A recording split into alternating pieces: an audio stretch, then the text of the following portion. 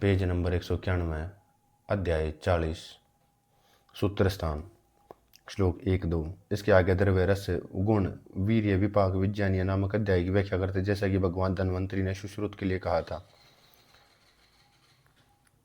श्लोक 3। कुछ आचार्यों की सम्मति है कि इन सब में द्रव्य ही प्रधान है। कारण व्यवस्थित होने से द्रव्य ही व्यवस्थित रहता है, रस आदि व्यवस्थित नहीं रहते। जिस प्रकार की कच्चे फूल में प्रथम कषाय अमल रस रहता है, पकने पर पीछे मधुर रस उत्पन्न होता है, वे रस नहीं रहते। परंतु वह आम का फल अमृतक या कोशुम दूसरा फल नहीं बनता, अपितु आम ही रहता है। दूसरा कारण नित्यत्वात्, नित्य होने से द्रव्य प्रधान है। द्रव्य नित्य है और गुण अनित्य विनाशी है।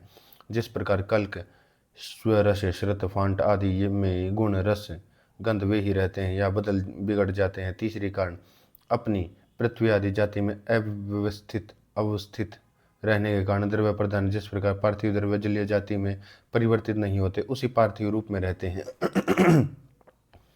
चौथा कारण पांचों इंद्रियों में द्रव्य का ग्रहण होता है, इसलिए द्रव्य प्रधान है। पांचों इंद्रियों से द्रव्य का ही ग्रहण होता है, रस का नहीं। पांचवा कारण आश्रय होने से द्रव्य प्रधान है, रस आदि द्रव्य में ही आश्रय करके रहते हैं। छठा कारण योग का अवारंभ उपकर्म सामर्थ्य में ही है। यथा विदारी, गंधा आदि द्रव्यों को लाकर कूटकर पकाना चाहिए। यह व्यवहार द्रव्य में ही होता है, रस आदि में नहीं। सातवां कारण शास्त्र के प्रमाण से द्रव्य प्रधान है।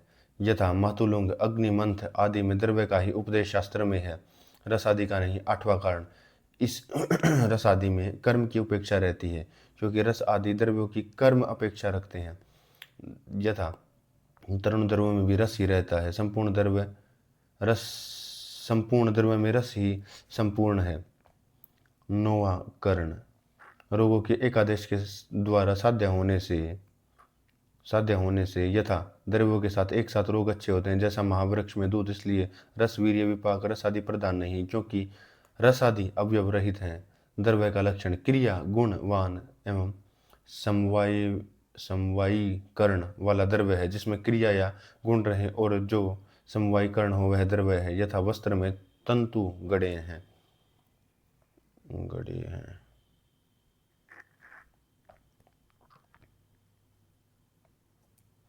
कुछ आचार्यों का कथन है कि यह ठीक नहीं है, द्रव्य प्रधान नहीं है, रस प्रधान है, क्योंकि आगम के प्रमाण से, आगम का अर्थ शास्त्र है, आगम शास्त्र में रस को ही प्रधानता दी गई। यथा आहार रस के अधीन है और प्राण आहार के आश्रित है। दूसरा कारण उपदेश जैसे यथा मधुर, अमल, लवण, रस वायु का शमन करते हैं। तीसरा कारण अनुमान के रस के द्वारा ही द्रव्य का अनुमान होता है, यथा यह मीठा है। चौथा कारण ऋषि के वचन से, ऋषि वचन का अर्थ वेद है। यज्ञ के लिए कुछ थोड़ा मधुर मीठा लाओ, वहां पर द्रव्य को न कहकर रस को ही मांगा, इसलिए रस ही प्रधान है। रस की भांति गुण भी प्रधान है। रस का लक्षण कहेंगे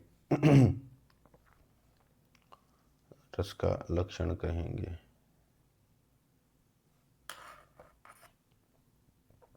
यह भी ठीक नहीं है, वीर्य ही प्रधान है। तीसरे आचार्यों का मत है कि कारण वीर्य की अधीनता से औषध कर्म होता है। औषध कर्म या ऊर्ध्व भाग वमन, अधोभाग विरेचन, दोनों भागों का संशोधन, शमन, संग्राहक है। अग्नि, दीपक, चित्रक, प्रतिपीडन, लेखन, पतलीकरण, बृहन, रसायन, वाजीकरण, श्रीयुतु विलयन, दहन, धारण, मादन, मत्ताकरण, प्राणगमन, विषप्रशमन, अग्दादि आदि कर्म वीर्य की प्रधानता से ही होते हैं। यह वीर्य दो प्रकार का है, एक शीत वीर्य, दूसरा उष्ण वीर्य। क्योंकि जगत अग्निशोम्य है, अग्नि और सौम्य तत्वों से उत्पन्न हुआ है। कई आचार्यों का मत है कि वीर्य 8 प्रकार का है। शीत, उष्ण, संदिग्ध, रुक्ष, विशद, पिच्छल, मृदु और तीक्ष्ण। ये वीर्य अपने गुण की प्रधानता से रस को पराजित करके अपना कार्य करते हैं तथा महापंचमूल उष्ण वीर्य होने से तिक्त कषाय अनुरस होने पर भी वायु का शमन करता है। कुल्थी कषाय रस पलांडु कटुरस होने पर भी संदिग्ध वीर्य होने से वायु का शमन करता है। गन्ने का मधुर रस शीत वीर्य होने से वायु को बढ़ाता है। पीपली का कटुरस मृदु शीत वीर्य होने से पित्त का शमन करता है। आंवले का खट्टा रस और सेंधुआ का लवण रस मृदु शीत वीर्य होने से पित्त का शमन करता है। मकोए का तिक्त रस पित्त को बढ़ाता है उष्ण वीर्य से होने से। मछलियों का मधुर रस मूली का कटु रस कफ को बढ़ाता है। संदिग्ध वीर्य होने से, रुक्ष वीर्य होने से खट्टा कैत तथा मधुर शहद कफ का शमन करते हैं। यह केवल उदाहरण मात्र है। श्लोक 6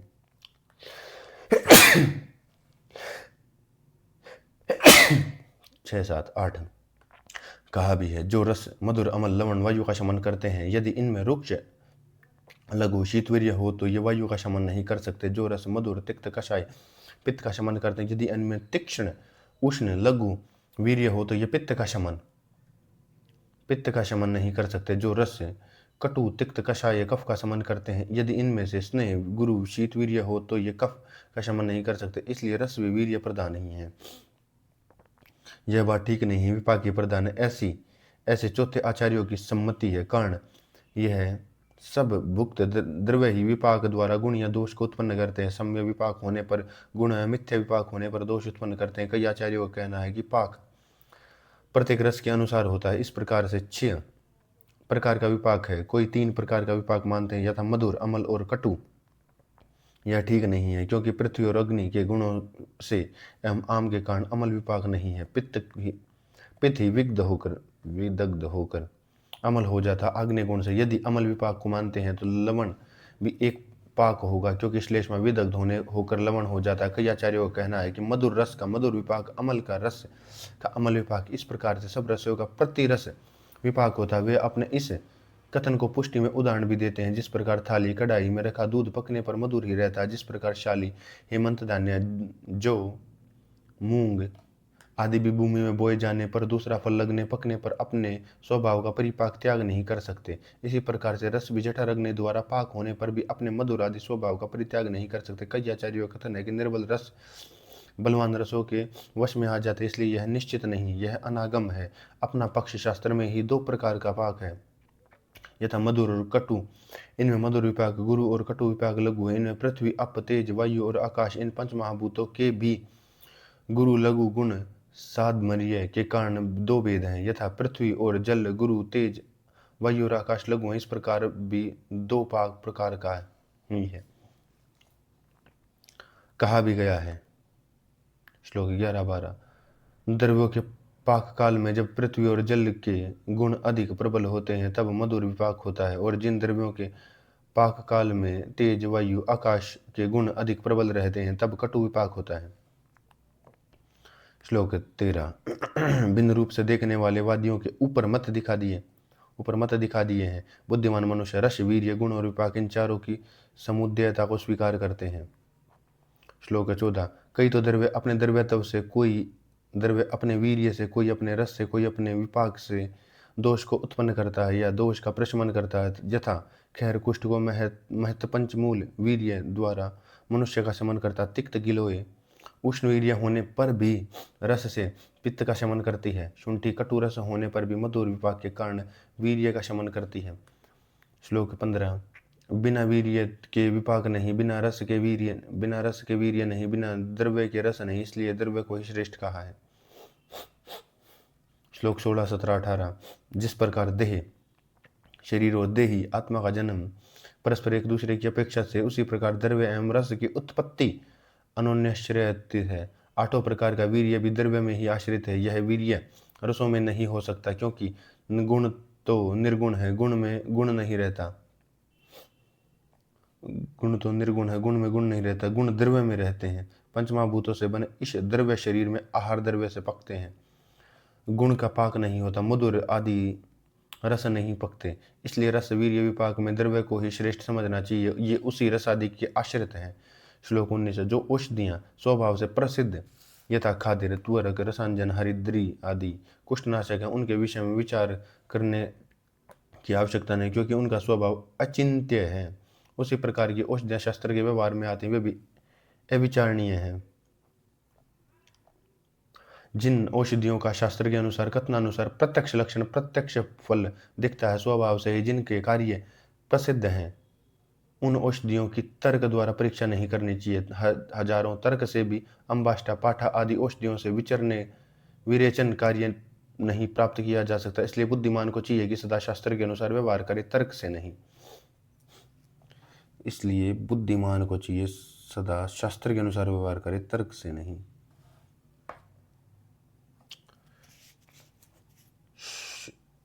41वां अध्याय।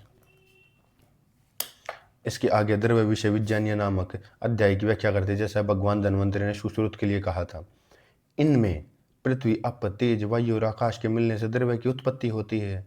इन पांचों के समुदाय में जिस भूत के गुणों की उत्कृष्टता होती है, उसी से वह द्रव्य पहचाना जाता है। यह पार्थिव है, यह जलीय है, यह तेजस है, यह वायु है, यह आकाशीय है। श्लोक 2। इनमें जो द्रव्य स्थूल, सार, दृढ़, सांद्र, घन, मंद, स्थिर, गुरु, कठिन, गंध बहुल, थोड़ा, कषाय, रस, मधुर, प्राय मधुर रस होता है, वह पार्थिव द्रव्य है। यह द्रव्य शरीर में स्थिरता, बल, गुरुता, कठिनता और वृद्धि उत्पन्न करता है। विशेषकर यह पार्थिव द्रव्य अधोगामी विरेचन गुण स्वभाव वाला होता है। जो द्रव्य शीत, स्तमित, जड़, संदिग्ध, मंद, गुरु, सर फैलने वाला, सांद्र, मृदु, पिच्छल, रस बहुल, इष्ट कषाय, अम्ल, लवण एवं प्राय मधुर रस होता है, वह आप्य है। यह द्रव्य स्नेहन, प्रलाहदन, सुखोत्पत्ति में हेतु, क्लेदन, आर्द्रता, बंधन सहित उत्पन्न करने वाला, विषंदन द्रव्य का बहने वाला है। श्लोक 3। जो द्रव्य उष्ण, तीक्ष्ण, सूक्ष्म, रुक्ष, खर, लघु, विशद एवं रूप गुण बहुल, थोड़ा, अम्ल, लवण रस वाला, प्राय अधिकतया कटु रस, खासकर ऊर्ध्वभाग वमन में जाने वाला तेजस द्रव्य है। यह द्रव्य दहन, जलन, जलाने वाला, पाचन, पकाने वाला, दारुण, तापन, शरीर आदि संतापन, प्रकाशन, अभिव्यक्ति, प्रभा, तेज, वर्ण, गोर आदि करने वाला है। श्लोक 4। जो द्रव्य सूक्ष्म, रुक्ष, खर, शिशिर, लघु, विशद, स्पर्श बहुल, थोड़ा सा तिक्त रस और अधिकतया कषाय रस वाला हो, वह वायवीय द्रव्य है। यह द्रव्यता, विशदता, लाघव, गल्पन, हर्ष का नाश, रुक्षता, विचारण, मन में अनेक प्रकार के विचार उत्पन्न करता है। श्लोक 5। जो द्रव्य चिकना, सूक्ष्म, मृदु, व्यवयायी, संपूर्ण देह में फैलकर जो पीछे से पक्व होता है, विभक्त, पृथक बना हुआ हो, अव्यक्त रस, शब्द बहुल होता है, वह आकाशीय द्रव्य है। यह मृदुता, सुशीलता, सच्छिद्रता और लघुता को उत्पन्न करता है। श्लोक 5। इस दृष्टि से इस स्थावर जंगम संसार में ऐसा कोई भी द्रव्य नहीं है जो औषधि दोषों का नाश करने वाला रूप न हो, क्योंकि सब वस्तुएं पंचमहाभूतों के समुदाय से बनी हैं। इसलिए जल, अग्नि, संस्कार, भावना आदि योजनाओं के कारण नाना प्रकार के रोगों के नाश के प्रयोजन की दृष्टि से ही सब द्रव्य अपने वीर्य एवं गुणों के कारण कार्यशील होते हैं। ये द्रव्य जिस समय से क्रिया करते हैं, उस वह काल है। जो क्रिया, शोधन आदि भेषज द्रव्य द्वारा व्यापार करते हैं, वह कर्म है। जिस शक्ति से कार्य करते हैं, वह वीर्य है। जिस स्थान में पंचमहाभूत समवाय शरीर में कार्य करते हैं, वह अधिकरण है। जिस प्रकार स्वरस, ऋतु, फांट, घृत, तेल आदि से करते हैं, वह उपाय है। जो स्वास्थ्य, अस्वास्थ्य का उत्पन्न है, वह फल है। श्लोक 6। विरेचन द्रव्यों में पृथ्वी एवं जल के गुणों की अधिकता रहती है। पृथ्वी और जल भारी है, इसलिए भारी होने से नीचे जाते हैं। इसलिए अनुमान यह द्वारा जाना जा सकता है कि विरेचन द्रव्य प्राय अधगामी होते हैं। वमन द्रव्यों विरेचन द्रव्य प्राय अधिगामी होते हैं। वमन द्रव्यों में अग्नि द्वारा वायु के गुणों की अधिकता रखती है। अग्नि वमन द्वारा वायु के गुणों में अधिकता रहती है और अग्नि लघु है, इसलिए अगु ऊपर जाते हैं, इसलिए वमन द्रव्य भी ऊपर को जाता है। दोनों प्रकार के गुण वाले द्रव्यों दोनों मार्गों से जाते हैं। आकाश गुण की अधिकता वाले द्रव्य संशमन गुण वाले हैं। संग्राहक द्रव्यों में वायु के गुणों की अधिकता रहती है। चूंकि वायु शोषक है, दीपन गुण वाले द्रव्यों के अग्नि गुण की अधिकता रहती है।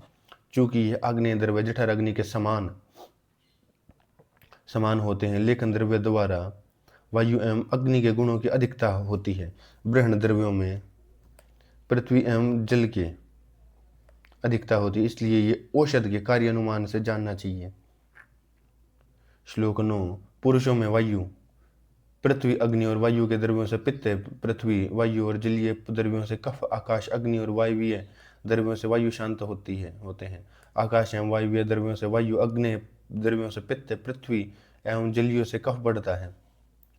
श्लोक 10 है। इस प्रकार गुणों की प्रधानता प्रत्येक द्रव्य में निश्चित है। इस प्रधानता को देखकर एक दोष, दो दोषों अथवा बहुत दोषों की अधिकता में चिकित्सा में उन तत्वों का उपयोग करना चाहिए।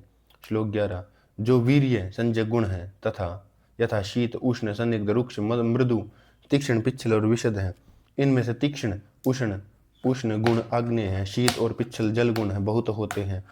स्नेह में पृथ्वी एवं जलीय गुणों की अधिकता रहती है। रुक्ष में वायुवीय गुणों की अधिकता रहती है। वेशद में पृथ्वी वायु के गुण की अधिकता रहती है। गुरु एवं लघु विभाग मधुर एवं कटु विभाग के गुण पहले कह चुके हैं। इनमें उष्ण एवं संदिग्ध वातनाशक शीघ्र मृदु और पिच्छल पित्तनाशक तीक्ष्ण रुक्ष और विशद गुण श्लेष्मनाशक हैं। गुरु मधुर विपाक वात पित्तनाशक लघु कटु कफनाशक हैं। इनमें से मृदु शीत और उष्ण गुण स्पर्शेंद्रिय ग्राह्य हैं। पिच्छल और विशद गुण आंख और स्पर्शेंद्रिय द्वारा संदिग्ध और रुक्ष आंख द्वारा तीक्ष्ण गुण मुख में दुख उत्पन्न करते हैं। गुरुपाक मधुर विपाक मल मूत्र की प्रवृत्ति में कफ और जनित वमन इच्छा होने से लघुपाक कटु विपाक मलमूत्र के अवरोध से विबंध होने से और वायु के प्रकोप द्वारा जाना जाता है। इस प्रकार से पंच महाभूतों के समान गुण वाले द्रव्यों में रस की विलक्षणता को जानना चाहिए। यथा पार्थिव द्रव्य मधुर एवं गुरु जलीय द्रव्य मधुर एवं संदिग्ध होते हैं। श्लोक 12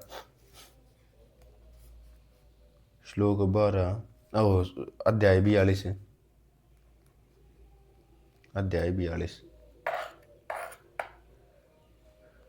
इसके आगे रस विशेष विज्ञान नामक अध्याय की व्याख्या करते हैं, जैसा भगवान धन्वंतरि ने सुश्रुत के लिए कहा था। आकाश वायु अग्नि जल और भूमि, इनमें से क्रमशः एक एक गुण की उत्तरोत्तर वृद्धि से शब्द स्पर्श रूप रस और गंध ये गुण होते हैं। यथा आकाश में केवल शब्द, वायु में शब्द और स्पर्श, अग्नि में स्पर्श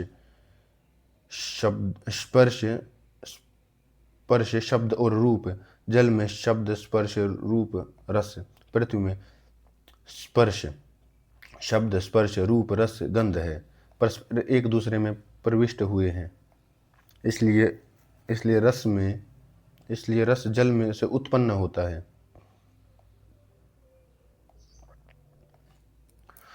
इन सब भूतों में परस्पर संबंध है, क्योंकि एक दूसरे मिले हुए हैं, एक दूसरे का उपकार करते हैं, एक दूसरे में प्रविष्ट हुए हैं, इसलिए सब भूतों के गुण मिलते हैं। परंतु उत्कृष्ट वृद्धि एवं अपकर्ष ह्रास द्वारा इनका संग्रहण होता है।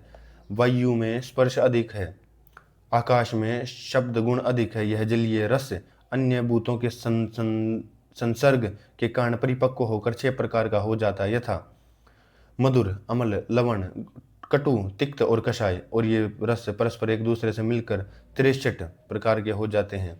इनमें मधुर रस पृथ्वी और जल गुण की अधिकता से अम्ल रस, पृथ्वी और अग्नि गुण की अधिकता से लवण रस और अग्नि गुण की अधिकता से कटु रस, और अग्नि की अधिकता से तिक्त वायु और आकाशीय गुण की अधिकता से कषाय वायु की अधिकता से उत्पन्न होते हैं। श्लोक 4 इनमें मधुर अम्ल और लवण वायु का मधुर तिक्त और कषाय पित्त का, कटु तिक्त और कषाय कफ का नाश करते हैं। इनमें वायु से ही उत्पन्न होता है। पित्त अग्नि और कफ सोम से जल से उत्पन्न होता है। इनमें जो रस जिस कारण दोष से उत्पन्न होते हैं वे उसको बढ़ाते हैं, अपनी योनि को बढ़ाते हैं और दूसरों को शांत करते हैं। श्लोक 7 कई आचार्यों का कहना है कि रस 2 प्रकार के हैं, क्योंकि स्थावर जंगात्मक जगत अग्नि और सौम्य इन 2 तत्वों से उत्पन्न होता है, इसलिए रस भी दो ही हैं। यथा सौम्य और आग्नेय, संदिग्ध गुरु लघु शीत रुक्ष उष्ण, इनका समावेश नहीं इन्हीं दोनों में हो जाता है। इनमें मधुर तिक्त और कषाय, सौम्य कटु अमल लवण, आग्नेय मधुर अमल लवण संदिग्ध और गुरु हैं, कटु तिक्त कषाय रुक्ष और लघु हैं, सौम्य रस शीत वीर्य और आग्नेय रस उष्ण वीर्य हैं। इनमें वायु शीतल रुक्ष लघु विशद विष्टम्भी गुणों वाला है। इस वायु के समान योनि उत्पत्ति स्थान वाला कषाय रस है। इस कषाय रस शीतल होने से वायु के शीत गुणों को बढ़ाता है, अपनी रुक्षता से रुक्ष गुणों को, अपनी लघुता से लघु गुणों को, और विशुद्धता से विशुद्धता को, विष्टम्भी होने से विष्टम्भी के गुण को बढ़ाता है। श्लोक 2 पित्त उष्ण तीक्ष्ण रुक्ष लघु विशद गुण वाला है। इस पित्त के समान योनि वाला कटु रस है। यह रस अपनी उष्णता से उष्णता से उष्ण गुण को, तीक्ष्णता से तीक्ष्ण गुण को, रुक्षता से रुक्ष गुण को, लघुता से लघु गुण को, विशुद्धता से विशुद्ध गुण को बढ़ाता है। श्लोक 3। कफ मधुर स्नेह गुरु शीतल पिच्छल गुण वाला है। इस कफ के समान योनि वाला रस मधुर रस है। इस रस अपनी मधुरता से कफ के मधुर रस को, स्नेह को, गौरव से गुरुता को, शीतलता से शीत को और पिच्छलता से पिच्छल गुण को बढ़ाता है।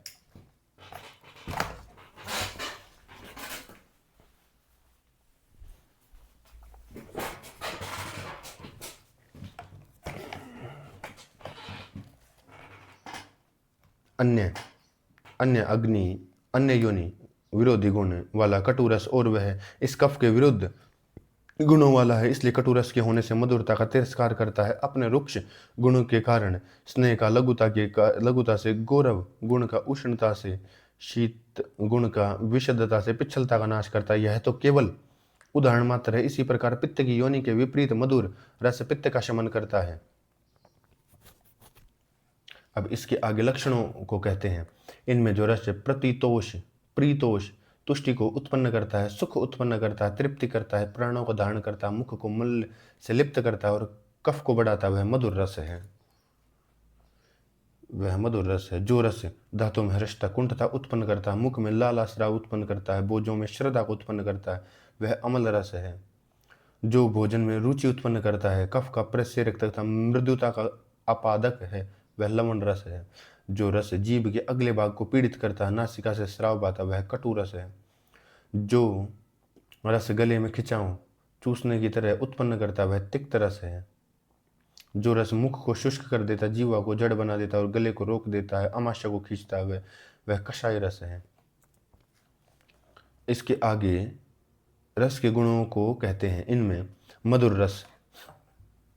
रस रक्त, मांस, मेद, अस्थि, मज्जा, ओज, शुक्र, स्तन्य, दूध, स्त्रियों को बढ़ाने वाला, आंखों वाला तथा शरीर के वर्ण के लिए हितकारी है, बलकारक है, जोड़ने वाला, रस रक्त रस को स्वच्छ करने वाला, बालक वृद्ध को सत्क्षीण, रोगी के लिए हितकारी, बोरे और चिंटियों के लिए प्रियतर, तृष्णा, मूर्छा, दाह को शांत करने वाला, मन समेत 5 ज्ञानेंद्रियों को प्रसन्न करने वाला और कृमियों तथा कफ को उत्पन्न करता है। यह मृदु रस उपयुक्त गुणों वाला होने पर भी अकेला ही अधिक मात्रा में सेवन करने से काश, श्वास, अल्सक, वमन, मुख की मधुरता, स्वरभंग, कृमि, गलगंड रोगों को एवं अर्बुद, श्लीपद, बस्ती, गुदा में उल्लेप, अभिषंद, नेत्रों का दुखना आदि को उत्पन्न करता है।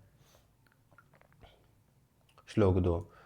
अमल रस आहार का पाचन करने वाला, दोष एवं आम पाचक, अग्निदीपक, वायु को शांत करने वाला, वायु के मल मूत्र का अनुलोमक, कोष्ठ में विदाह करने वाला, बाह्य उपचार में शीतल, क्लेदक और प्राय हृदय के लिए हित होता है। इन गुणों वाला होने पर भी अकेला अमल रस ही अधिक मात्रा में सेवन करने से दांतों में जड़ता, आंखों में संकोच, रोम हर्ष, कफ का विलयन, पतलापन और शरीर में स्थिरता को उत्पन्न करता है। शत, अभिशत, चोट युक्त, दग्ध, जला हुआ, दृष्ट, दसा हुआ, भग्न, शून, रुग्ण, प्रयुक्त, रसक्लित, अवमूत्रित, मूत्र से विष को दूषित, विसर्प, छिन्न भिन्न, वित्त, उत्पिष्ट आदि वर्णों को आग्नेय स्वभाव से पका देता है, गला, छाती और हृदय को जलाता है। लवण रस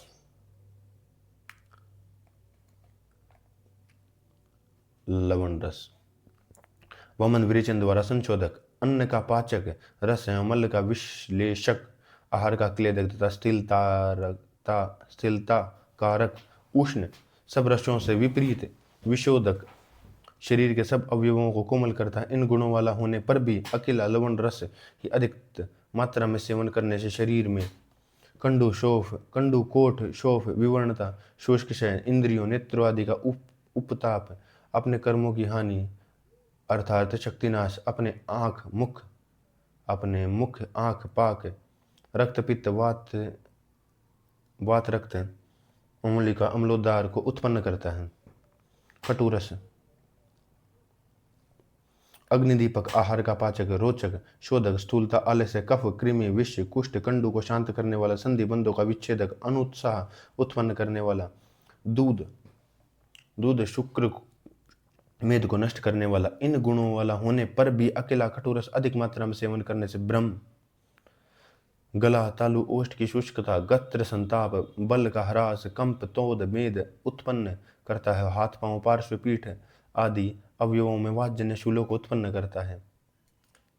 तिक्त रस, कफ का छेदक, रोचक, स्वयं रुचिकर न होकर भी दूसरों में रुचि उत्पन्न करने वाला, कंडुकोट, प्यास, मूर्छा, ज्वर को शांत करने वाला, दूध का शोधक, मलमूत्र, आर्द्रता, मेद, वसा, पूये को सुखाने वाला भी यह रस अकेला अधिक मात्रा में सेवन करने से शरीर मान्य, ग्रीवा को 2 शिराओं का स्तंभ, आक्षेप, आर्द्रित, शीर्षशूल, ब्रह्मतोद, मेद, छेद, विचित्र प्रकार की पीड़ा, मुख की विरसता को उत्पन्न करता है।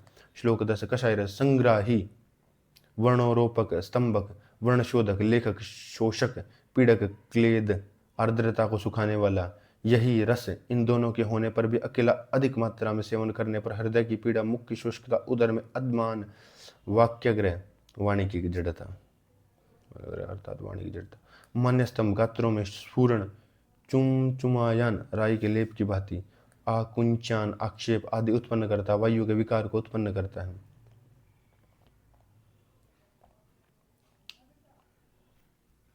इसके आगे संपूर्ण रसों के द्रव्यों को कहते हैं। संपूर्ण रसों के द्रव्यों कहते हैं मधुर, मधुर वर्ग, काकुल्यादि गण, दूध, घी, वसा, मज्जा, शाली, साठी, जो गेहूं, सिंगाड़ा, केसरू, खीरा, ककड़ी, ककारू, खरबूजा, अलम्बी, तुम्बी, कालिंद, तरबूज, कतक, निर्मली का बीज, पियाल, पुष्कर बीज, कमाल काटा, काश्मीरी, गांबीरी, मधुक, महुआ, मुनक्का, खजूर, राजाधन, किरनी, ताड़, नारियल, गन्ना और गन्ने के रस से बनी सब वस्तुएं, खरीटी, अतिरिक्त अतिबला, कोंच के बीज, विदारी कंद, पयस्या, विदारी भेद, गोखरू, शीर, मिरोट, तुरंत प्रसूता गाय का 7 दिन तक अशुद्ध दूध अर्थात खीस अथवा इक्षुमूल, मधुलिका, मूर्वा, कुष्मांड, पेठा आदि मधुर वर्ग हैं। अमल वर्ग, अनार, आंवला, बिजोरा, आम्रतक, आमड़ा, कैथ, करोंदा, वृक्ष का बेर, झाड़ी का बेर, प्राचीन अम्लक, सूखा आंवला, तंडीलक, इमली, कोशाम, आम का भेद, भव्य, कमरख, पावारत, काम रूप में मधुर अमल रस फल, वित्र फल, वेत का फल, लकूच, बड़हल, अमलवेतस, दंतशट, नींबू, दही, छाछ, सुरा, शुक्त, सोवीरक, कांजी, तुषोदक, धान्यमाल आदि संक्षेप में अमल वर्ग हैं। लवण वर्ग, सेंधम, सोवरचल, विड, पाक्य, उद्भिद, रोमक, समुद्र जल से निष्पन्न, प्रिष्कृम, पाक द्वारा बनाए, यवक्षार, उष्यत, प्रसूत, उष्र लवण, सुअरिंजिका, संजीक्षार आदि संक्षेप से लवण वर्ग हैं। इत्यादि आदि ये टंक क्षण तथा अन्य क्षारों का ग्रहण होता है। कटुरस, पिपल्यादि, सुरसादि गण, सहजन, लाल फूल का, मीठा सहजन, मूली, लहसुन, सुमुख, तुलसी, भेद, शीत, शिव, कपूर, कूट, देवदारू, हिरुणिका, मेथी, अवलुगुजी, बवाची बीज, चंडा, अजवाइन के प्रकार आकार का सुगंधी द्रव्य व शंख पुष्पी का मेद, गुग्गुल, नागर मोथा, तांगली, कलिहारी, शुष्कनाशा, शौन्यक, पिपली, द्रव्य एवं सारा दिगण प्राय करके कटु वर्ग हैं। तिक्त वर्ग, कषाय वर्ग, आर्गवद आदिगण, उडुची। तिक्त वर्ग, आरगवद आदिगण, अडुची आदिगण, मंडूक प्रणि, वेत्र करीर, वेंत्रुगर, हल्दी, दारू हल्दी, इंद्रजो, वरुण, वर्ण, स्वाद कंटक, विकंत, सप्तपर्ण, सत्वन, बृहत, ये द्विय, छोटी बड़ी कटेरी, शंकिनी, यवतिका का भेद, द्रवंती, त्रिवर्त, निशोथ, कृतवेदन, तुरई, कंकोटक, ककोड़ा, कारवेल, करेला, वार्त्रक, बैंगन, करीर, करवीर, किनेर, सुमन, जाति चमेली, शंखपुष्पी, अपामार्ग, त्रयामाणा, अशोक रोहिणी, कुटकी, वेजयंती, त्रकारी, सुवरचला, हुलहुल, पुनर्नवा, वृश्चकाली, बिच्छुटी, बिच्छुटी, ज्योतिषमती, मालकांगनी आदि द्रव्य संक्षेप से तिक्त वर्ग हैं, कषाय वर्ग। न्योगद्रादि, अम्बाष्टी आदि, प्रियंगावादी, रौद्रादि, त्रिफला, शल्यगी, गज बेक्षा, जामुन, आम, मोलसिरी, तिंदुक, इन सब वृक्षों के फल, कतक, निर्मली, शाक, सहगुण, पाषाण भेद वनस्पतियों के फल, सालासारदिगण, प्राय, कुरुवक, लाल जंटी, कंठ, कंठशिलाक्य, कोविदार, कंचनार, जीवंती, चिल्ली, बथुआ, पाल्यकादि, पालक, सुन्नीक्षण, सुष्णी आदि, निर्वारक आदि, कुधान्य, मूंग आदि, वेदलील दालों संक्षेप से में कषाय वर्ग है, संक्षेप में कषाय वर्ग है। श्लोक 12। इन 6 रसों के परस्पर संयोग से 63 रस भेद बन जाते हैं, यथा 2 रसों की प्रधानता से 15 रसों में 20, 4 रसों से और 15, 5 रसों से 6 रसों से 1 और 1 रस से 6, इन 63 रसों का प्रयोजन अन्यत्र कहेंगे। श्लोक 13। मधुर आदि 6 ही रस खा लेने पर बलवान, 6 में जो अधिक हो रस के 20 अधीन तदनुसार कार्य करने वाले हों, जैसे प्रकुपित दोष बलवान, वातादि दोष बलियान, अधिक बलवान होते हुए कुपित दोष के अधीन हो जाते हैं। तत्प्राय का सच्चाई यह है कि संसार का कोई भी द्रव्य प्राकृतिक पदार्थ हरितकी आदि का एक रस केवल एक रस वाला नहीं है, और न ही ज्वर आदि रोग एक दोषज केवल वात आदि किसी भी एक अकेले दोष से उत्पन्न होता है। तथापि मधुर द्रव्यों को मधुर अमल ही कहा जाता है, और वात ज्वर पित्त सार आदि कफ वाग नामकरण किए जाते हैं इस प्रकार, इसलिए कि रस प्रधान व्यक्ति रस के दोष और प्रधान या बलवान दोषों के अधीन हो जाते हैं। वो समझिए कि यदि मधुर रस का अधिक सेवन होता है तो अन्य रस अपना गुण दोष नहीं उत्पन्न कर पाते। एक में वो अन्य रसों के विषय में समझ लें। अलमति विस्तीर्ण। चैप्टर 43। इसके आगे वमन द्रव्य विकल्प विज्ञानीय नामक अध्याय की व्याख्या करते, जैसा भगवान धन्वंतरी ने सुश्रुत के लिए कहा था। मदन फल। श्लोक 3। मदन फल, कुटुज, जीमूतक, इक्ष्वाकु आदि वमन द्रव्यों में मेन फल सबसे श्रेष्ठ है। मेन फल के फलों में धूप में सुखाकर इनका चूर्ण कर लेना चाहिए। इसके चूर्ण की उपयुक्त मात्रा की प्रत्यक पुष्पी, अपमार्ग्य, सादा पुष्पी, आक या नीम के कषाय में घोलकर तथा मधु और सिंधव नमक मिलाकर मेन फल के चूर्ण की उपयुक्त मात्रा में पिलाकर वमन करना चाहिए। मेन फल के कच्चे फल के चूर्ण को भी इसी प्रकार तथा बकुल, मोलसिरी, महानिम्ब, बकायन के 4 गुना कषाय में घोलकर मधु और संधव चतुर्थांश मिलाकर गर्म करके पिलाना चाहिए। मेन फल के कच्चे फल के चूर्ण में सिद्ध की हुई तिल एवं चावलों की यवागुलिप्सी पिलानी चाहिए। और जो मेन फल के फल बिल्कुल पक गए हों, बहुत हरे या पीले न हों, उनको कुशा से बने संपुटों में बंद करके ऊपर से मिट्टी या गोबर का लेप कर देना चाहिए।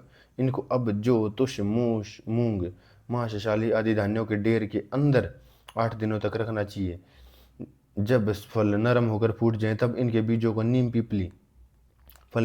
फल पीपली निकाल कर धूप में सुखाना चाहिए। इन बीजों को दधी, शहद, पल्लल, तिल का चूर्ण इनके साथ मल कर सुखाना चाहिए। इनको एक उत्तम पात्र में रखना चाहिए। इनमें से एक मुट्ठी भर नखों को अंदर रखकर मुट्ठी में जितने आए चूर्ण को मुलहटी में उष्ण कषाय अथवा कोविदारादि संशोधन शमनीय 11 कषायों में से किसी एक कषाय में मिलाकर मथ कर रात भर भिगोकर प्रातःकाल इसमें मधु तथा सिंधव नमक मिलाकर आशीर्वाद परमक मंत्रों से अभिमंत्रित करके वैद्य उत्तर दिशा में अपना मुख करके रोगी का मुख पूर्व दिशा में करके औषध पिलाए। अभिमंत्रित करने का मंत्र मूल में है का अर्थ है कि ब्रह्मा, दक्ष, अश्विनी, रुद्र, इंद्र, पृथ्वी, चंद्र, सूर्य, अग्नि एवं वायु, औषधि समूह, ऋषि लोग, भूत समूह तेरी रक्षा करें। जिस प्रकार ऋषियों के लिए रसायन, देवताओं के लिए अमृत, नागों के लिए जिस प्रकार सुधा है, उसी प्रकार यह औषध तेरे लिए हो। विशेषकर यह उपयुक्त योग कफ, ज्वर, जुकाम और अंतर विद्रदी इनमें करने चाहिए। इन योगों से यदि दोष प्रवृत्त बाहर न हो तब पीपली, वच, श्वेत सरसों इनके कल को नमक मिश्रित तुषोदक के साथ बार बार पिलाना चाहिए। यह कार्य तब तक करते रहना चाहिए जब तक वो मन बलि प्रकार से न हो। बलि प्रकार से वो मन होने के लक्षण स्पष्ट न हो। मैनफल की मज्जा के चूर्ण को मैनफल के क्वाथ से भावना देकर मैनफल के कषाय के साथ पिलाना चाहिए। मैनफल की मज्जा द्वारा सिद्ध दूध की मलाई को शहद में मिलाकर देना चाहिए। मैनफल की मज्जा द्वारा सिद्ध दूध लेना चाहिए। मैनफल की मज्जा द्वारा सिद्ध दूध में बनी यवागु लपसी को अधोगामी रक्त पित्त में हृदय की दहा में देना चाहिए। मैनफल को मज्जा द्वारा सिद्ध दूध से दही जमाकर दही की मलाई को अथवा दही को ही कफ, स्त्राव, वमन, मूर्छा, तमक, श्वास में पिलाना चाहिए। मैनफल की मज्जा के रस को अथवा स्नेह तेल को मिलावे के तेल के समान निकाल कर पकाने से राब की भांति उस होने पर चाटना चाहिए। बिलावे के तेल की विधि द्विवर्णीय अध्याय में कही जा चुकी है। जब पित्त कफ के स्थान में पहुंचा हो तो मैनफल की मज्जा के चूर्ण को धूप में सुखाकर जीवंती कषाय के साथ पिलाना चाहिए। मैनफल की मज्जा के क्वाथ में पिपल्यादि गण की औषधियों का प्रक्षेप देकर मदन फल मेज्जा के चूर्ण को निम्न रूपिका आंख में इनमें से किसी एक के कषाय के साथ संतर्पण एवं कफ जन्य रोगों में देना चाहिए। अथवा मैनफल की मज्जा के चूर्ण को मुलेठी, गांबारी, द्रक्षा के कषाय के साथ देना चाहिए। मदन फल के साथ 31 प्रयोग कहे गए हैं।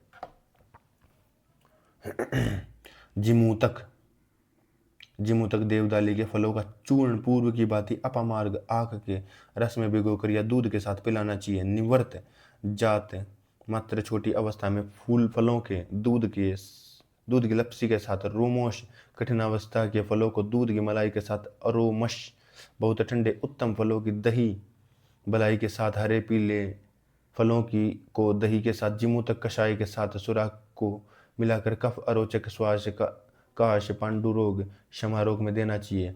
हरे पीले जिमूतक फल न मिलने पर मदन फल की मज्जा के समान जिमूतक की मज्जा का उपयोग करना चाहिए। जिमूतक की भांति कूड़े के फलों का भी उपयोग करना चाहिए। कुटज फल की भांति कृतवेदन, कुड़वी तुरई को भी यही विधि बरतनी चाहिए। इक्ष्वाकु, कुड़वी तुम्बी के फलों को दूध के समान तथा मैनफल की भांति कुटज को कृतवेदन की भांति नहीं, काश, श्वास, छर्दी, कफ रोग में बरतना चाहिए। श्लोक 8। धामावार्ग, पीले फूल की कड़वी तोरी का भी मदन फल के मज्जा के समान पुष्प, शल्लाट, शीर, शुरा उपयोग करना चाहिए। विशेषतया गर, गुल में उदर, काश, श्वास, कफ रोगों में अथवा कफ स्थान में वायु के पहुंचने पर प्रयोग करना चाहिए।